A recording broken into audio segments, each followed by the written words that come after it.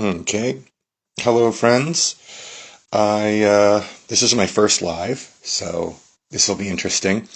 I've been interested in for a while in reading some books. I really enjoy reading out loud, and I wanted to share some books with my friends that I've read or have been reading that I think are important.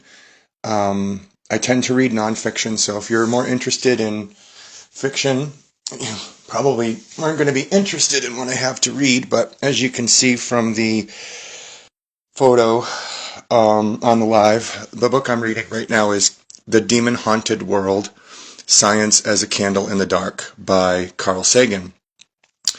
So I don't know if you're familiar with Carl Sagan, but he is an astronomer. He's since passed away in the late 90s. And he's responsible for a television series called Cosmos. And that became the most widely watched series in the history of American television, at least by the time that this book was published.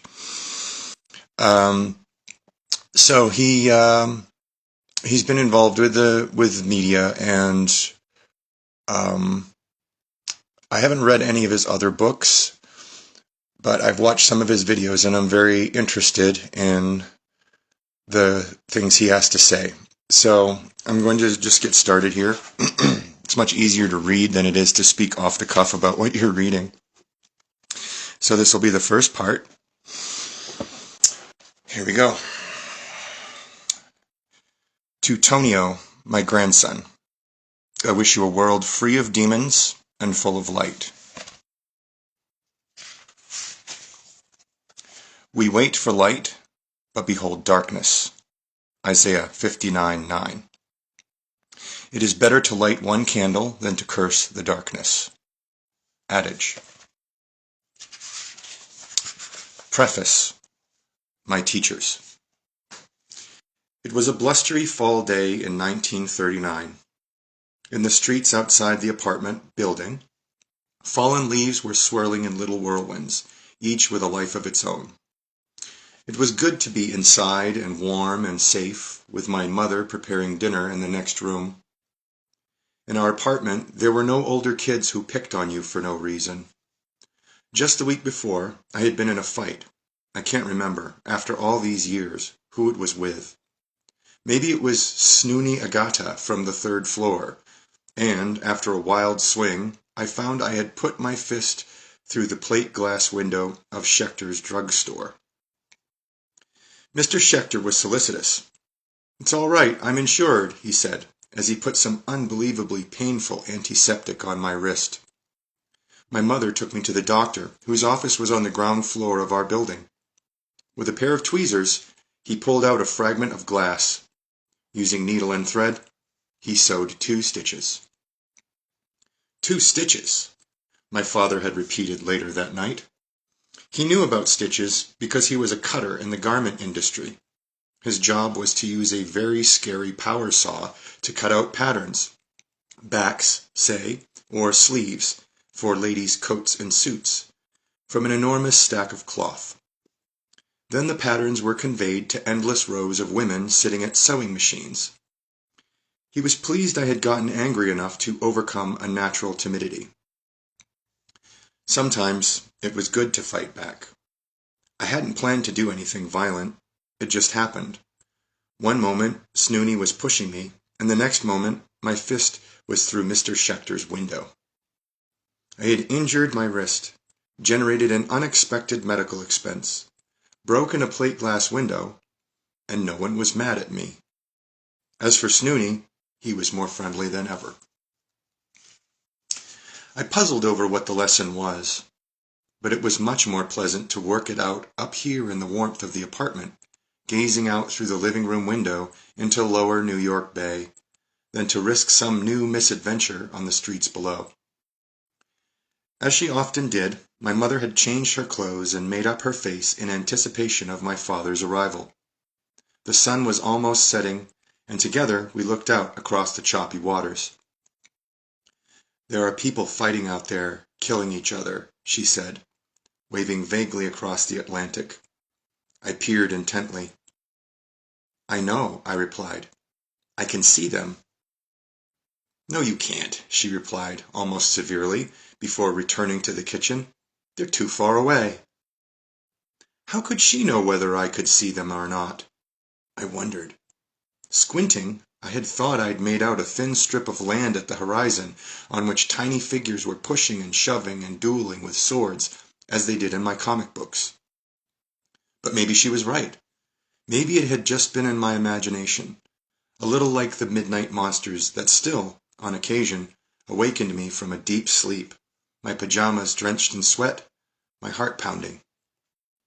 How can you tell when someone is only imagining? I gazed out across the gray waters until night fell, and I was called to wash my hands for dinner.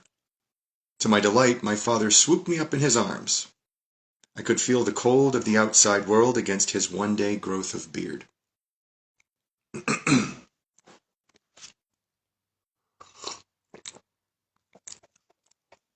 On a Sunday in that same year, my father had patiently explained to me about 0 as a placeholder in arithmetic, about the wicked-sounding names of big numbers, and about how there's no biggest number. You can always add 1, he pointed out. Suddenly, I was seized by a childish compulsion to write in sequence all the integers from 1 to 1,000. We had no pads of paper, but my father offered up the stack of gray cardboards he had been saving from when his shirts were sent to the laundry. I started the project eagerly, but was surprised at how slowly it went. When I had gotten no farther than the low hundreds, my mother announced that it was time for me to take my bath. I was disconsolate. I had to get to 1,000. A mediator his whole life, my father intervened. If I would cheerfully submit to the bath, he would continue the sequence. I was overjoyed. By the time I emerged, he was approaching 900, and I was able to reach 1,000 only a little past my ordinary bedtime. The magnitude of large numbers has never ceased to impress me. Also in 1939, my parents took me to the New York World's Fair. There, I was offered a vision of a perfect future made possible by science and high technology. A time capsule was buried, packed with artifacts of our time for the benefit of those in the far future, who, astonishingly, might not know much about the people of 1939. The world of tomorrow would be sleek, clean, streamlined, and, as far as I could tell, without a trace of poor people. "See sound," one exhibit bewilderingly commanded, and sure enough, when the tuning fork was struck by the little hammer, a beautiful sine wave marched across the oscilloscope screen. "Hear light," another poster exhorted, and sure enough, when the flashlight shone on the photocell, I could hear something like the static on our Motorola radio set when the dial was between stations. Plainly, the world held wonders of a kind I had never guessed. How could a tone become a picture, and light become a noise? My parents were not scientists. They knew almost nothing about science. But in introducing me simultaneously to skepticism and to wonder, they taught me the two uneasily cohabiting modes of thought that are central to the scientific method. They were only one step out of poverty, but when I announced that I wanted to be an astronomer, I received unqualified support, even if they, as I, had only the most rudimentary idea of what an astronomer does. They never suggested that, all things considered, it might be better to be a doctor or a lawyer. I wish I could tell you about inspirational teachers in science from my elementary or junior high or high school days, but as I think back on it, there were none. There was rote memorization about the periodic table of the elements, levers and inclined planes, green plant photosynthesis, and the difference between anthracite and bituminous coal.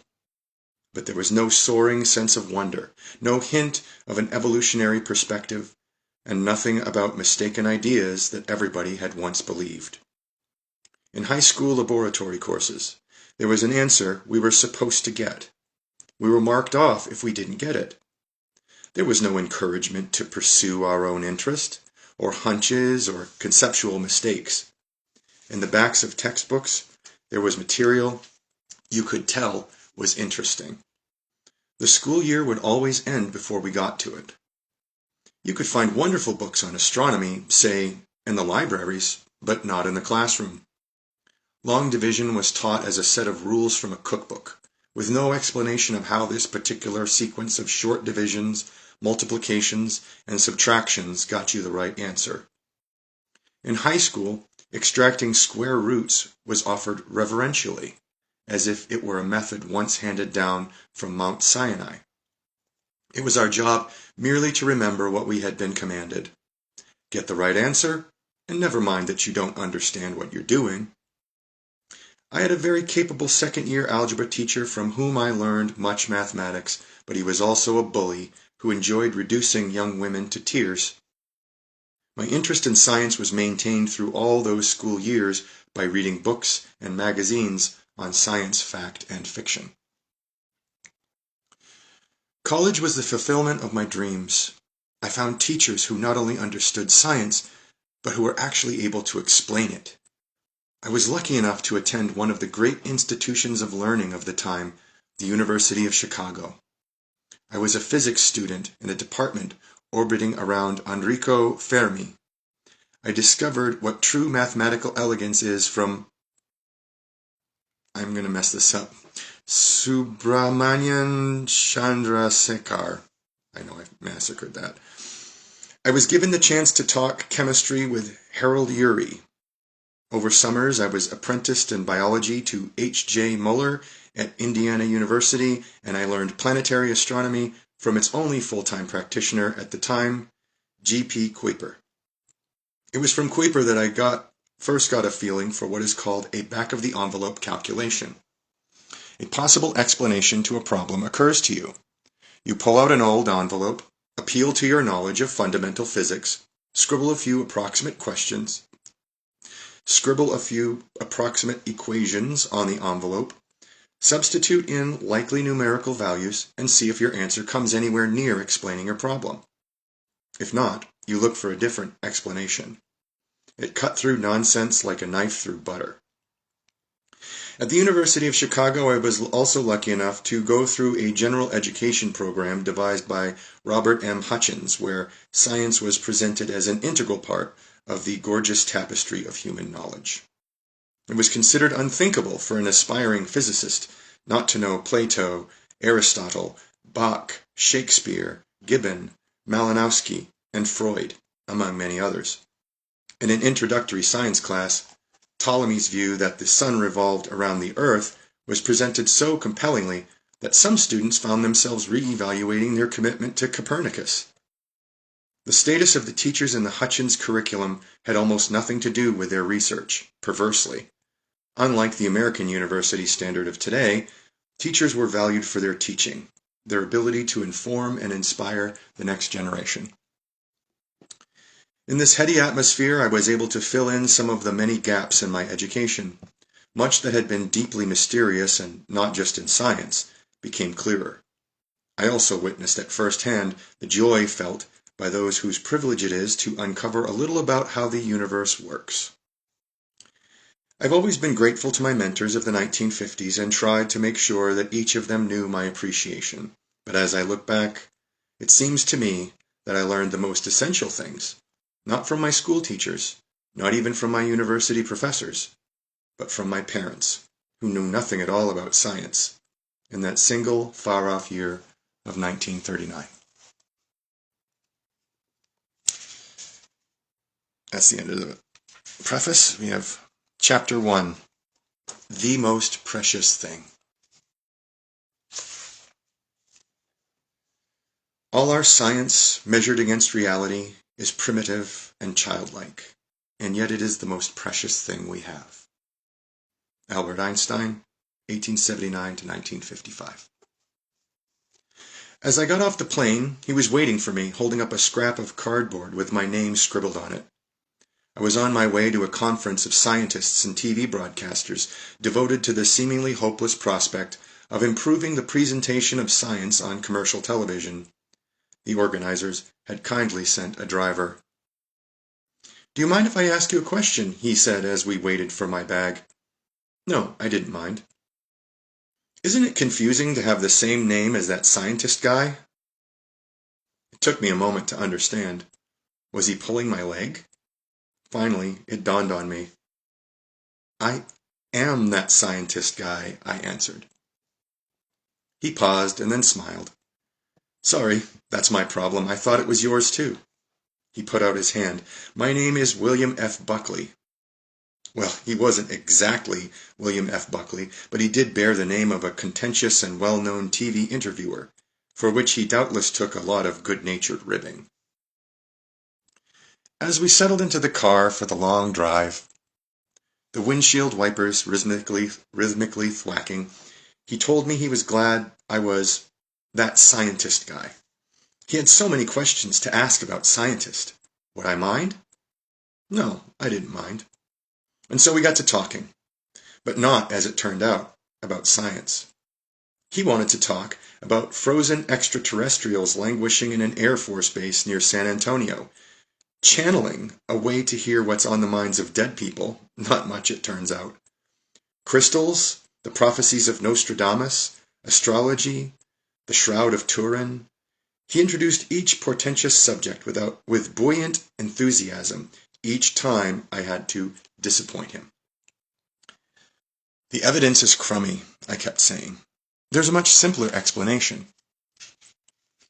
He was in a way widely read. He knew the various speculative nuances on, let's say, the sunken continents of Atlantis and Lemuria. He had at his fingertips what underwater expeditions were supposedly just setting out to find the tumbled columns and broken minarets of a once great civilization whose remains were now visited only by deep-sea luminescent fish and giant kraken. Except, while the ocean keeps many secrets, I knew that there isn't a trace of oceanographic or geophysical support for Atlantis and Lemuria. As far as science can tell, they never existed. By now, a little reluctantly, I told him so. As we drove through the rain, I could see him getting glummer and glummer. I was dismissing not just some errant doctrine, but a precious facet of his inner life. And yet there's so much in real science that's equally exciting, more mysterious, a greater intellectual challenge, as well as being a lot closer to the truth. Did he know about the molecular building blocks of life, sitting out there in the cold, tenuous gas between the stars? Had he heard of the footprints of our ancestors found in 4-million-year-old volcanic ash? What about the raising of the Himalayas when India went crashing into Asia? Or how viruses, built like hypodermic syringes, slip their DNA past the host organism's defenses and subvert the reproductive machinery of cells? Or the radio search for extraterrestrial intelligence, or the newly discovered ancient civilization of Ebla that advertised the virtues of Ebla beer? No, he hadn't heard. Nor did he know, even vaguely, about quantum indeterminacy, and he recognized DNA only as 3 frequently linked capital letters. Mr. Buckley, well-spoken, intelligent, curious, had heard virtually nothing of modern science. He had a natural appetite for the wonders of the universe. He wanted to know about science. It's just that all the science had gotten filtered out before it reached him. Our cultural motifs, our education system, our communications media had failed this man. What the society permitted to trickle through was mainly pretense and confusion. It had never taught him how to distinguish real science from the cheap imitation. He knew nothing about how science works. There are hundreds of books about Atlantis, the mythical continent that is said to have existed something like 10,000 years ago in the Atlantic Ocean, or somewhere. A recent book locates it in Antarctica. The story goes back to Plato, who reported it as hearsay coming down to him from remote ages. Recent books authoritatively describe the high level of Atlantean technology, morals, and spirituality, and the great tragedy of an entire populated continent sinking beneath the waves. There is a New Age Atlantis, the legendary civilization of advanced sciences, chiefly devoted to the science of crystals. In a trilogy called Crystal Enlightenment by Katrina Raphael, the books mainly responsible for the crystal craze in America, Atlantean crystals read minds, transmit thoughts, are the repositories of ancient history and the model and source of the pyramids of Egypt. Nothing approximating evidence is offered to support these assertions.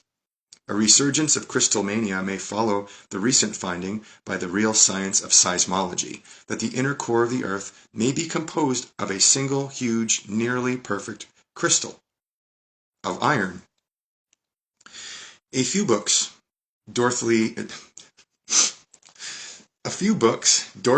Vitaliano's Legends of the Earth, for example, sympathetically interpret the original Atlantis legends in terms of a small island in the Mediterranean that was destroyed by a volcanic eruption or an ancient city that slid into the Gulf of Corinth after an earthquake.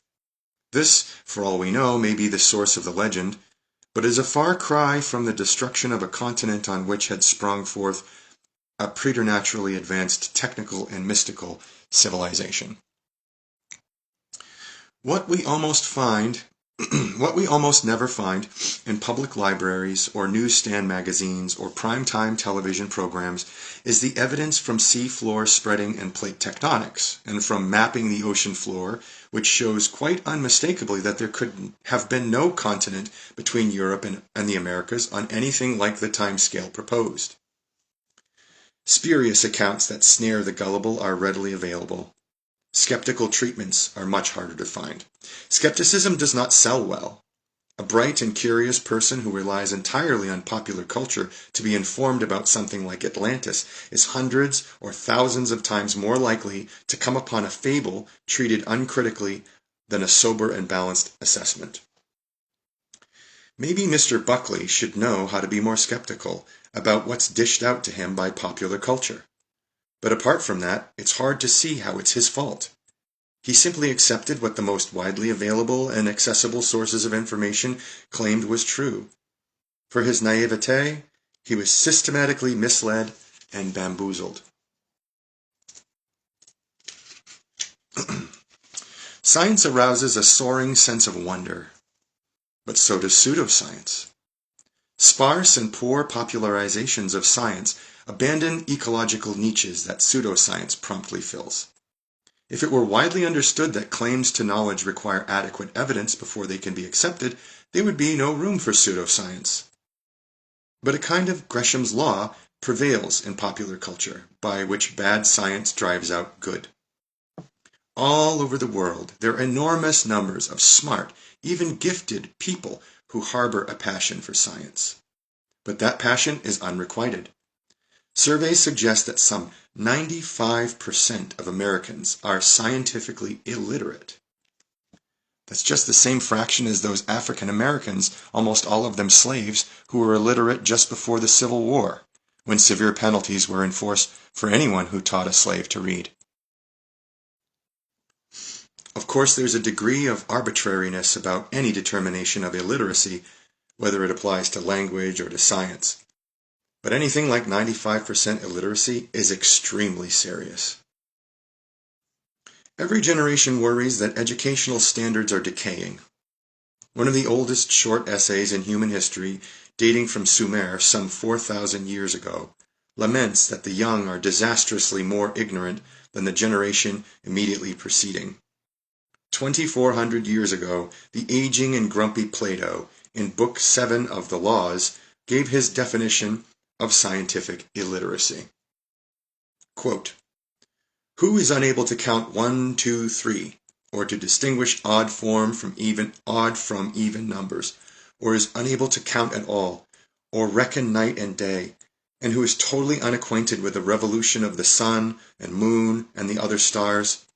All freemen, I conceive, should learn as much of these branches of knowledge as every child in Egypt is taught when he learns the alphabet. In that country, arithmetical games have been invented for the use of mere children, which they learn as pleasure and amusement. I have late in life heard with amazement of our ignorance in these matters. To me, we appear to be more like pigs than men, and I am quite ashamed, not only of myself, but of all Greeks." End quote. I don't know to what extent ignorance of science and mathematics contributed to the decline of ancient Athens, but I know that the consequences of scientific illiteracy are far more dangerous in our time than in any that has come before. It is perilous and foolhardy for the average citizen to remain ignorant about global warming, say, or ozone depletion, air pollution, toxic and radioactive wastes, acid rain, topsoil erosion, tropical deforestation, exponential population growth. Jobs and wages depend on science and technology. If our nation can't manufacture at high quality and low price products people want to buy, then industries will continue to drift away and transfer a little more prosperity to other parts of the world. Consider the social ramifications of fission and fusion power, supercomputers, data highways, abortion, radon, massive reductions in strategic weapons, addiction, government eavesdropping on the lives of its citizens, high-resolution TV, airline and airport safety, fetal tissue transplants, health costs, food additives, drugs to ameliorate mania or depression or schizophrenia, animal rights, superconductivity, morning-after pills, alleged hereditary antisocial predispositions, space stations going to Mars, finding cures for AIDS and cancer. How can we affect national policy or even make intelligent decisions in our own lives if we don't grasp the underlying issues? As I write, Congress is dissolving its own Office of Technology Assessment, the only organization specifically tasked to provide advice to the House and Senate on science and technology. Its competence and integrity over the years have been exemplary. Of the 535 members of the U.S. Congress, rarely in the 20th century have as many as 1% had any significant background in science. The last scientifically literate president may have been Thomas Jefferson. Footnote: although claims can be made for Theodore Roosevelt, Herbert Hoover, and Jimmy Carter, Britain had such a prime minister in Margaret Thatcher. Her early studies in chemistry, in part under the tutelage of Nobel laureate Dorothy Hodgkins, were key to the UK's strong and successful advocacy that ozone-depleting CFCs be banned worldwide. End footnote. So how do Americans decide these matters? How do they instruct their representatives? Who, in fact, makes these decisions, and on what basis? Hippocrates of Kos is the father of medicine. He is still remembered 2,500 years later for the Hippocratic Oath, a modified form of which is still here and there taken by medical students upon their graduation. But he is chiefly celebrated because of his efforts to bring medicine out of the pall of superstition and into the light of science. In a typical passage, Hippocrates wrote, quote, "Men think epilepsy divine merely because they do not understand it. But if they called everything divine which they do not understand, why, there would be no end of divine things." End quote. Instead of acknowledging that in many areas we are ignorant, we have tended to say things like, the universe is permeated with the ineffable. A god of the gaps is assigned responsibility for what we do not yet understand. As knowledge of medicine improved since the 4th century BC, there was more and more that we understood and less that had to be attributed to divine intervention, either in the causes or in the treatment of disease. Deaths in childbirth and infant mortality have decreased, lifetimes have lengthened, and medicine has improved the quality of life for billions of us all over the planet. In the diagnosis of disease, Hippocrates introduced elements of the scientific method. He urged careful and meticulous observation. Quote, "Leave nothing to chance, overlook nothing, combine contradictory observations, allow yourself enough time." End quote. Before the invention of the thermometer, he charted the temperature curves of many diseases. He recommended that physicians be able to tell, from present symptoms alone, the probable past and future course of each illness. He stressed honesty. He was willing to admit the limitations of the physician's knowledge. He betrayed no embarrassment in confiding to posterity that more than half his patients were killed by the diseases he was treating. His options, of course, were limited. The drugs available to him were chiefly laxatives, emetics, and narcotics. Surgery was performed and cauterization. Considerable further advances were made in classical times through the fall of Rome. While medicine in the Islamic world flourished, what followed in Europe was a truly dark age. Much knowledge of anatomy and surgery was lost. Reliance on prayer and miraculous healing abounded. Secular physicians became extinct. Chants, potions, horoscopes, and amulets were widely used. Dissections of cadavers were restricted or outlawed, so those who practiced medicine were prevented from acquiring first-hand knowledge of the human body. Medical research came to a standstill. It was very like what the historian Edward Gibbon described for the entire Eastern Empire, whose capital was Constantinople. Quote, "In the revolution of 10 centuries, not a single discovery was made to exalt the dignity or promote the happiness of mankind. Not a single idea had been added to the speculative systems of antiquity, and a succession of patient disciples became in their turn the dogmatic teachers of the next servile generation." End quote. Even at its best, pre-modern medical practice did not save many. Queen Anne was the last Stuart monarch of Great Britain. In the last 17 years of the 17th century, she was pregnant 18 times. Only 5 children were born alive. Only one of them survived infancy. He died before reaching adulthood, and before her coronation in 1702, and there seems to be no evidence of some genetic disorder. She had the best medical care money could buy. Diseases that once tragically carried off countless infants and children have been progressively mitigated and cured by science. Through the discovery of the microbial world, via the insight that physicians and midwives should wash their hands and sterilize their instruments, through nutrition, public health and sanitation measures, antibiotics, drugs, vaccines, the uncovering of the molecular structure of DNA, molecular biology, and now gene therapy.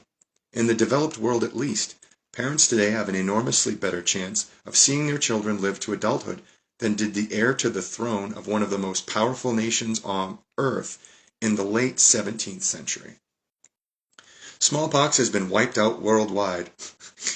The area of our planet infested with malaria-carrying mosquitoes has dramatically shrunk. The number of years a child diagnosed with leukemia can expect to live has been increasing progressively, year by year. Science permits the Earth to feed about 100 times more humans, and under conditions much less grim than it could a few thousand years ago. We can pray over the cholera victim, or we can give her 500 milligrams of tetracycline every 12 hours. There is still a religion, Christian Science, that denies the germ theory of disease. If prayer fails, the faithful would rather see their children die than give them antibiotics. We can try nearly futile psychoanalytic talk therapy on the schizophrenic patient, or we can give him 300 to 500 milligrams a day of clozapine. These scientific treatments are hundreds or thousands of times more effective than the alternatives, and even when the alternatives seem to work, we don't actually know that they played any role. Spontaneous remissions, even of cholera and schizophrenia, can occur without prayer and without psychoanalysis.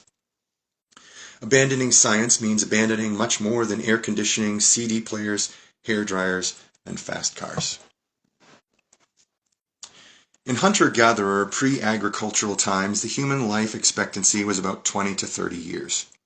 That's also what it was in Western Europe in late Roman and medieval times. It didn't rise to 40 years until around the year 1870. It reached 50 in 1915, 60 in 1930, 70 in 1955, and is today approaching 80. A little more for women, a little less for men. The rest of the world is retracing the European increment in longevity.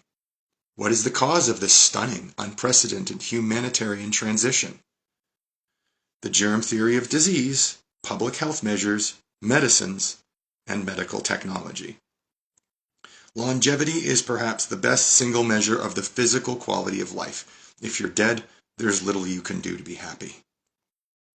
This is a precious offering from science to humanity, nothing less than the gift of life. But microorganisms mutate. New diseases spread like wildfire.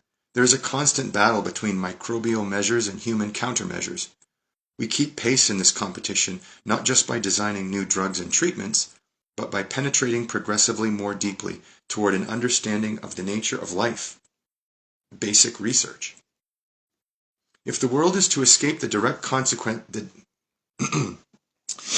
if the world is to escape the direst consequences of global population growth and 10 or 12 billion people on the planet in the late 21st century, we must invent safe but more efficient means of growing food, with accompanying seed stocks, irrigation, fertilizers, pesticides, transportation, and refrigeration systems.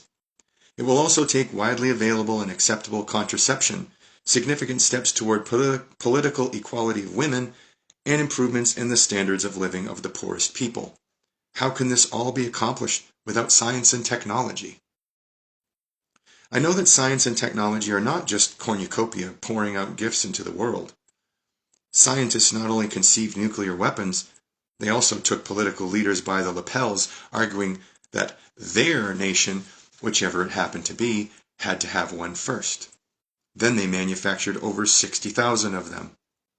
During the Cold War, scientists in the United States, the Soviet Union, China, and other nations were willing to expose their own fellow citizens to radiation, in most cases without their knowledge, to prepare for nuclear war. Physicians in Tuskegee, Alabama, misled a group of veterans into thinking they were receiving medical treatment for their syphilis when they were the untreated controls. The atrocious cruelties of Nazi doctors are well known. Our technology has produced thalidomide, CFCs, Agent Orange, nerve gas, pollution of air and water, species extinctions, and industries so powerful that they can ruin the climate of the planet. Roughly half the scientists on Earth work at least part-time for the military. While a few scientists are still perceived as outsiders, courageously criticizing the ills of society and providing early warnings of potential technological catastrophes, many are seen as compliant opportunists, or as the willing source of corporate profits and weapons of mass destruction. Never mind the long-term consequences. The technological perils that science serves up, its implicit challenge to receive wisdom, and its perceived difficulty, are all reasons for some people to mistrust and avoid it. There's a reason people are nervous about science and technology. And so the image of the mad scientists haunts our world, down to the white-coated loonies of Saturday morning children's TV and the plethora of Faustian bargains in popular culture, from the eponymous Dr. Faustus himself to Dr. Frankenstein, Dr. Strangelove, and Jurassic Park.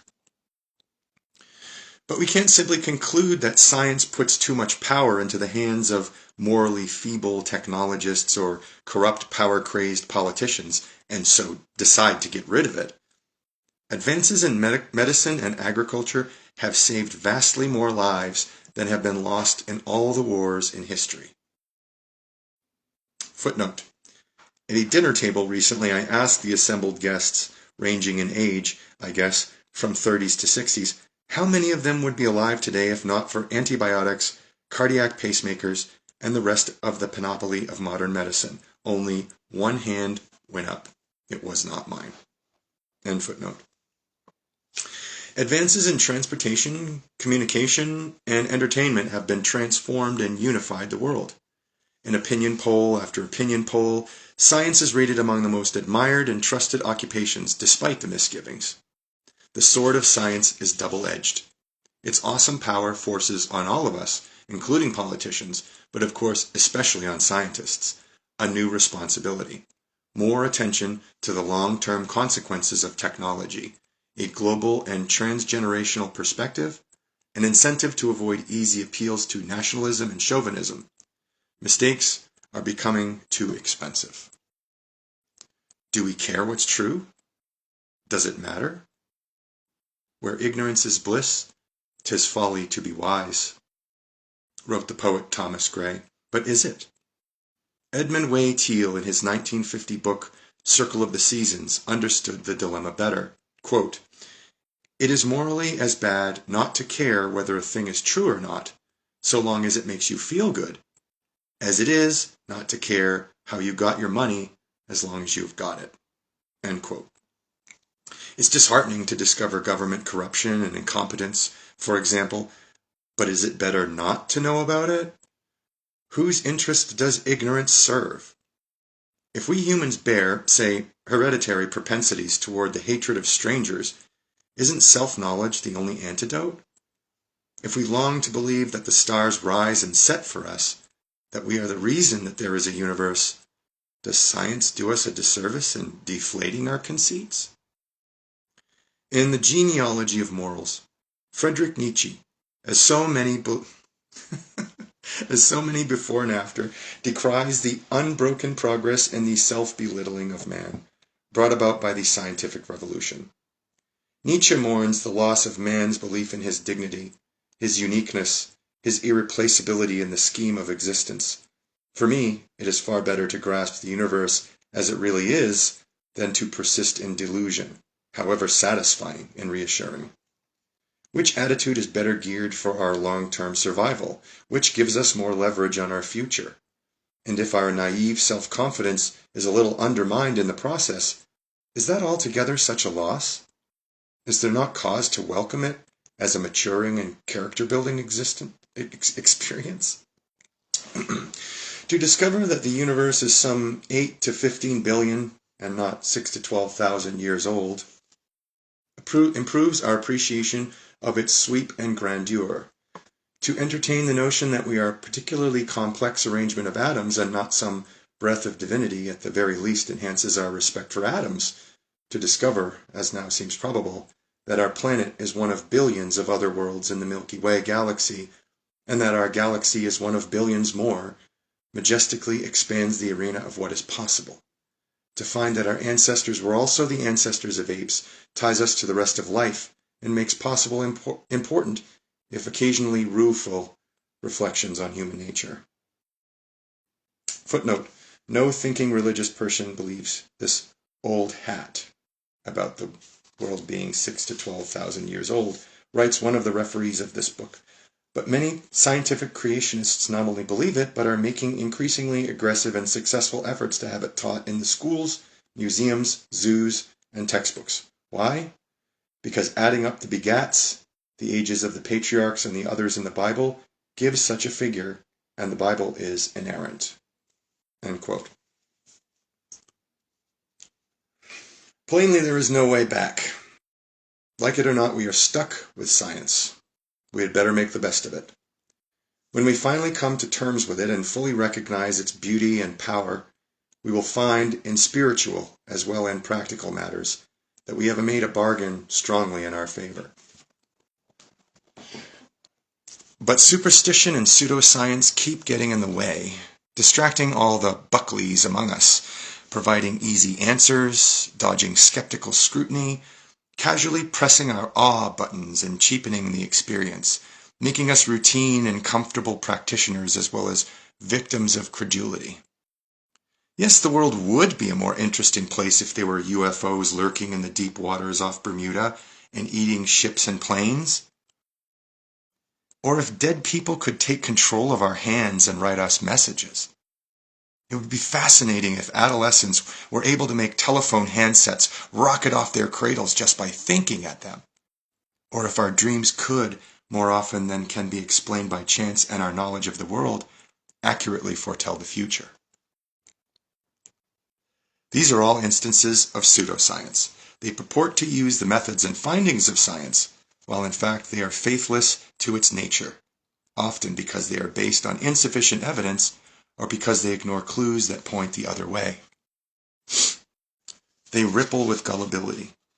With the uninformed cooperation and often the cynical connivance of newspapers, magazines, book publishers, radio, television, movie producers, and the like, such ideas are easily and widely available. Far more difficult to come upon, as I was reminded by my encounter with Mr. Buckley, are the alternative, more challenging, and even more dazzling findings of science. Pseudoscience is easier to contrive than science because distracting confrontations with reality, where we cannot control the outcome of the comparison, are more readily avoided. The standards of argument, what passes for evidence, are much more relaxed. In part, for these same reasons, it is much easier to present pseudoscience to the general public than science. But this isn't enough to explain its popularity. Naturally, people try various belief systems on for size to see if they help. And, if we're desperate enough, we become all too willing to abandon what may be perceived as the heavy burden of skepticism. Pseudoscience speaks to powerful emotional needs that science often leaves fulfilled. It caters to fantasies about personal powers we lack and long for, like those attributed to comic book superheroes today, and earlier to the gods. In some of its manifestations, it offers satisfaction of spiritual hungers, cures for disease, promises that death is not the end. It reassures us of our cosmic centrality and importance. It vouchsafes that we are hooked up with, tied to, the universe. Footnote: although it's hard for me to see a more profound cosmic connection than the astonishing findings of modern nuclear astrophysics. Except for hydrogen, all the atoms that make each of us up, the iron in our blood, the calcium in our bones, the carbon in our brains, were manufactured in red giant stars thousands of light years away in space and billions of years ago in time. We are, as I like to say, star stuff. End footnote. Sometimes it's a kind of halfway house between old religion and new science, pseudoscience, mistrusted by both. At the heart of some pseudoscience and some religion also, New Age and old, is the idea that wishing makes it so. How satisfying it would be, as in folklore and children's stories, to fulfill our heart's desire just by wishing. How seductive this notion is, especially when compared with the hard work and good luck usually required to achieve our hopes.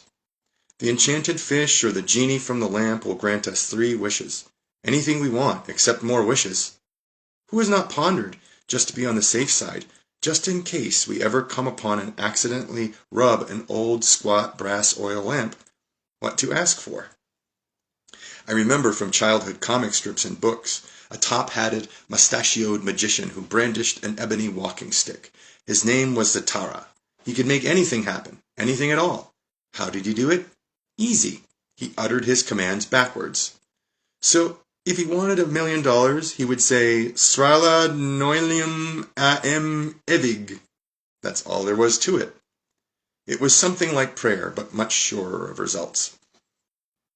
I spent a lot of time at age 8 experimenting in this vein, commanding stones to levitate.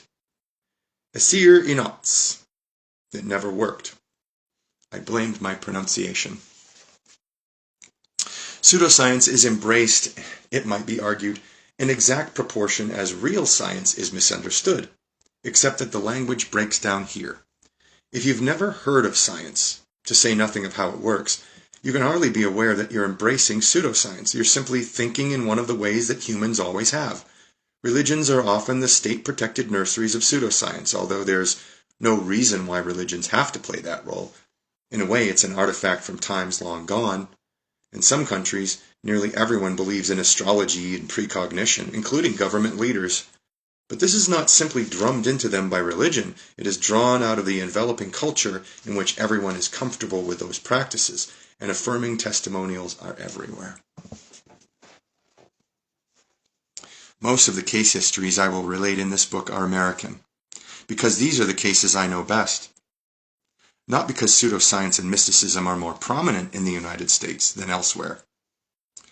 But the psychic spoonbender and extraterrestrial channeler, Uri Geller, hails from Israel. As tensions rise between Algerian secularists and Muslim fundamentalists, more and more people are discreetly consulting the country's 10,000 soothsayers and clairvoyants, about half of whom operate with a license from the government. High French officials, including a former president of France, arranged for millions of dollars to be invested in a scam, the Elf Aquitaine scandal, to find new petroleum reserves from the air. In Germany, there is concern about carcinogenic earth rays, undetectable by science. They can be sensed only by experienced dowsers brandishing forked sticks. Psychic surgery flourishes in the Philippines. Ghosts are something of a national obsession in Britain. Since World War II, Japan has spawned enormous numbers of new religions featuring the supernatural. An estimated 100,000 fortune tellers flourish in Japan. The clientele are mainly young women. Aum Shinrikyo, a sect thought to be involved in the release of the nerve gas sarin in the Tokyo subway system in March 1995, features levitation, faith healing, and ESP among its main tenets. Followers, at a high price, drank the miracle pond water from the bath of Asahara, their leader. In Thailand, diseases are treated with pills manufactured from pulverized sacred scripture. Witches are today being burned in South Africa. Australian peacekeeping forces in Haiti rescue a woman tied to a tree. She is accused of flying from rooftop to rooftop and sucking the blood of children. Astrology is rife in India. Geomancy widespread in China. Perhaps the most successful recent global pseudoscience, by many criteria, already a religion, is the Hindu doctrine of transcendental meditation, TM. The soporific homilies of its founder and spiritual leader, the Maharishi Mahesh Yogi, can be seen on television. Seated in the yogi position, his white hair here and there flecked with black, surrounded by garlands and floral offerings, he has a look. One day, while channel surfing, we came upon this visage. "You know who that is?" asked our 4-year-old son. "God." The worldwide TM organization has an estimated valuation of $3 billion. For a fee, they promise through meditation to be able to walk you through walls, to make you invisible, to enable you to fly. By thinking in unison, they have, they say, diminished the crime rate in Washington, D.C., and caused the collapse of the Soviet Union, among other secular miracles. Not one smattering of real evidence has been offered for any such claims. TM sells folk medicine, runs trading companies, medical clinics, and research universities, and has unsuccessfully entered politics. In its oddly charismatic leader, its promise of community, and the offer of magical powers in exchange for money and fervent belief, it is typical of many pseudosciences marketed for sacerdotal export. At each relinquishing of civil controls and scientific education, another little spurt in pseudoscience occurs. Leon Trotsky described it for Germany on the eve of the Hitler takeover, but in a description that might equally have applied to the Soviet Union of 1933. Quote, "Not only in peasant homes, but also in city skyscrapers, there lives alongside the 20th century the 13th. 100 million people use electricity and still believe in the magic powers of signs and exorcisms. Movie stars go to mediums. Aviators who pilot miraculous mechanisms created by man's genius wear amulets on their sweaters. What inexhaustible reserves they possess of darkness, ignorance, and savagery." End quote. Russia is an instructive case. Under the Tsars, religious superstition was encouraged, but scientific and skeptical thinking, except by a few tame scientists, was ruthlessly expunged. Under communism, both religion and pseudoscience were systematically suppressed, except for the superstition of the state ideological religion. It was advertised as scientific, but fell as far short of this ideal as most unself-critical mystery cult. Critical thinking, except by scientists in hermetically sealed compartments of knowledge, was recognized as dangerous, was not taught in the schools, and was punished where expressed. As a result, post-communism, many Russians view science with suspicion. When the lid was lifted, as was also true of virulent ethnic hatreds, what had all along been bubbling subsurface was exposed to view. The region is now awash in UFOs, poltergeist, faith healers, quack medicines, magic waters, and old-time superstition. A stunning decline in life expectancy, increasing infant mortality, rampant epidemic disease, Subminimal medical standards and ignorance of preventative medicine all work to raise the threshold at which skepticism is triggered in an increasingly desperate population. As I write, the electorally most popular member of the Duma, a leading supporter of the ultranationalist Vladimir Zhirinovsky, is one Anatoly Kasparovsky, a faith healer who remotely cures diseases ranging from hernias to AIDS by glaring at you out of your television set. His face starts stopped clocks.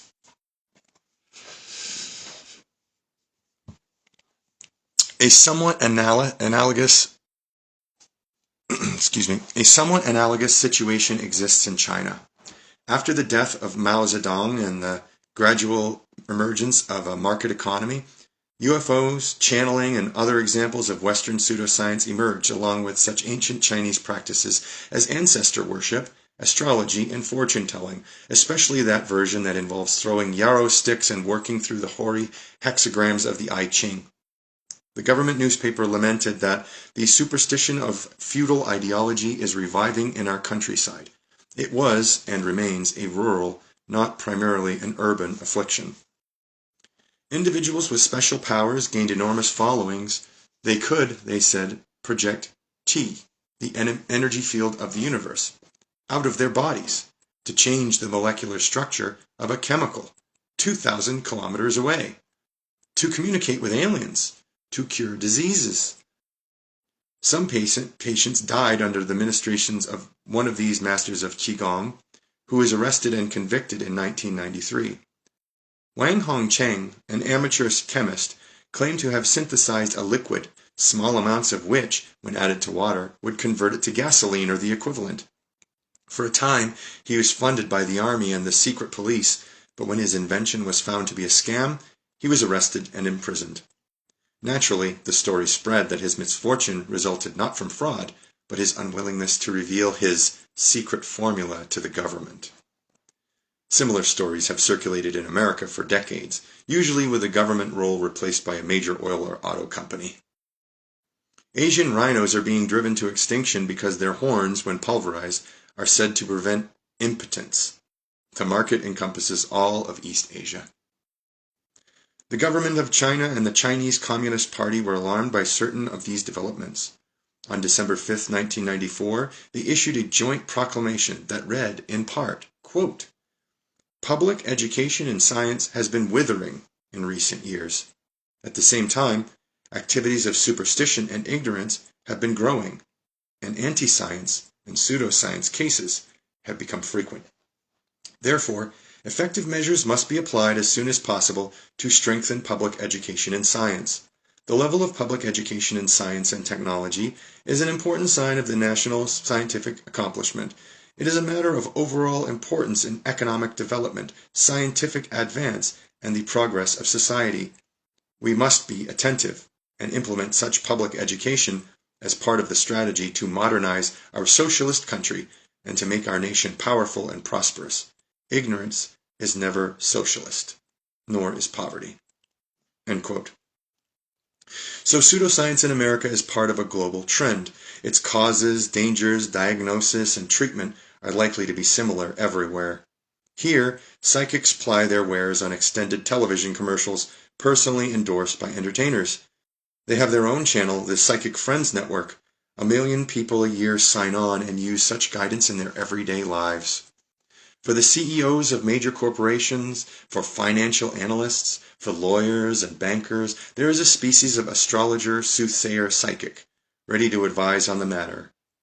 Quote, "If people knew how many people, especially the very rich and powerful ones, went to psychics, their jaws would drop to the floor."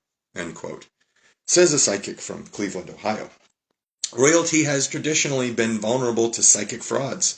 In ancient China and Rome, astrology was the exclusive property of the emperor. Any private use of this potent art was considered a capital offense. Emerging from a particularly credulous Southern California culture, Nancy and Ronald Reagan relied on an astrologer in private and public matters, unknown to the voting public. Some portion of the decision-making that influences the future of our civilization is plainly in the hands of charlatans. If anything, the practice is comparatively muted in America. Its venue is worldwide. As amusing as some of pseudoscience may seem, as confident as we may be that we would never be so gullible as to be swept up by such a doctrine, we know it's happening all around us.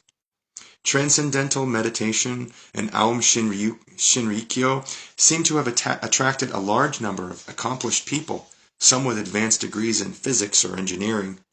These are not doctrines for nitwits. Something else is going on. What's more, no one interested in what religions are and how they begin can ignore them. While vast barriers may seem to stretch between a local, single-focused contention of pseudoscience and something like a world religion, the partitions are very thin. The world presents us with nearly insurmountable problems. A wide variety of solutions are offered, some of very limited worldview, some of portentous sweep. In the usual Darwinian natural selection of doctrines, some thrive for a time, while most quickly vanish. But a few, sometimes as history has shown, the most scruffy and least prepossessing among them, may have the power to profoundly change the history of the world. The continuum stretching from ill-practiced science, pseudoscience, and superstition, New Age or Old, all the way to respectable mystery religion based on revelation, is indistinct. I try not to use the word cult in this book, in its usual meaning of a religion the speaker dislikes, but try to reach for the headstone of knowledge. Do they really know what they claim to know? Everyone, it turns out, has relevant expertise. In certain passages of this book, I will be critical of the excesses of theology, because at the extremes it is difficult to distinguish pseudoscience from rigid doctrinaire religion. Nevertheless, I want to acknowledge at the outset the prodigious diversity and complexity of religious thought and practice over the millennia, the growth of liberal religion and ecumenical fellowship during the last century, and the fact that, as in the Protestant Reformation, the rise of Reformed Judaism, Vatican II, and the so-called higher criticism of the Bible, religion has fought, with varying degrees of success, its own excesses. But in parallel to the many scientists who seem reluctant to debate, or even publicly discuss pseudoscience, many proponents of mainstream religions are reluctant to take on extreme conservatives and fundamentalists. If the trend continues, eventually the field is theirs. They can win the debate by default. One religious leader writes to me of his longing for disciplined integrity in religion, quote, "We have grown far too sentimental. Devotionalism and cheap psychology on one side, and arrogance and dogmatic intolerance on the other, distort authentic religious life, almost beyond recognition.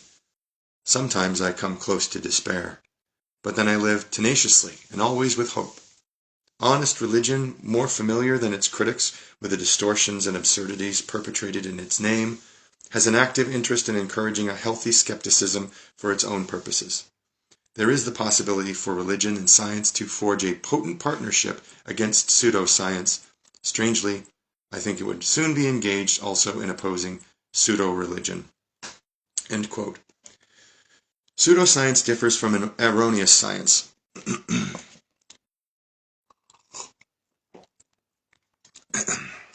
Pseudoscience differs from erroneous science.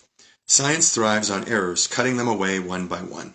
False conclusions are drawn all the time, but they are drawn tentatively. Hypotheses are framed so they are capable of being disproved. A succession of alternative hypotheses is confronted by experiment and observation. Science gropes and staggers towards improved understanding. Proprietary feelings are of course offended when a scientific hypothesis is disproved, but such disproofs are recognized as central to the scientific enterprise. Pseudoscience is just the opposite. Hypotheses are often framed precisely so they are invulnerable to any experiment that offers a prospect of disproof, so even in principle they cannot be invalidated. Practitioners are defensive and wary. Skeptical scrutiny is opposed. When the pseudoscientific hypothesis fails to catch fire with scientists, conspiracies to suppress it are deduced. Motor ability in healthy people is almost perfect. We rarely stumble and fall, except in young and old age. We can learn tasks such as riding a bicycle or skating or skipping, jumping rope or driving a car, and retain that mastery for the rest of our lives. Even if we've gone a decade without doing it, it comes back to us effortlessly. The precision and retention of our motor skills may, however, give us a false sense of confidence in our other talents. Our perceptions are fallible. We sometimes see what isn't there. We are prey to optical illusions. Occasionally, we hallucinate. We are error-prone. A most illuminating book called How We Know What Isn't So, The Fallibility of Human Reason in Everyday Life by Thomas Gilovich shows how people systematically err in understanding numbers and rejecting unpleasant evidence and being influenced by the opinions of others. We're good in some things, but not in everything. Wisdom lies in understanding our limitations. For man is a giddy thing, teaches William Shakespeare. That's where the stuffy skeptical rigor of science comes in. Perhaps the sharpest distinction between science and pseudoscience is that science has a far keener appreciation of human imperfections and fallibility than does pseudoscience or inerrant revelation. If we resolutely refuse to acknowledge where we are liable to fall into error, then we can confidently expect that error, even serious error, profound mistakes, will be our companion forever. But if we are capable of a little courageous self-assessment, whatever rueful reflections they may engender, our chances improve enormously. If we teach only the findings and products of science, no matter how useful and even inspiring they may be, without communicating its critical method, how can the average person possibly distinguish science from pseudoscience? Both then are presented as unsupported assertion. In Russia and China, it used to be easy. Authoritative science was what the authorities taught. The distinction between science and pseudoscience was made for you. No perplexities needed to be muddled through. But when profound political changes occurred and strictures on free thought were loosened, a host of confident or charismatic claims, especially those that told us what we wanted to hear, gained a vast following. Every notion, however improbable, became authoritative. It is a supreme challenge for the popularizer of science to make clear the actual tortuous history of its great discoveries and the misapprehensions and occasional stubborn refusal by its practitioners to change course. Many, perhaps most, science textbooks for budding scientists tread lightly here. It is enormously easier to present in an appealing way the wisdom distilled from centuries of patient and collective interrogation of nature than to detail the messy distillation apparatus. The method of science, as stodgy and grumpy as it may seem, is far more important than the findings of science. That's the end of chapter 1.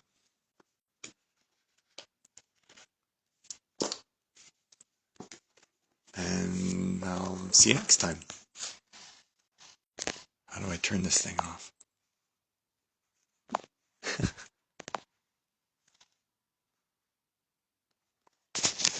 Where's the button to turn this off?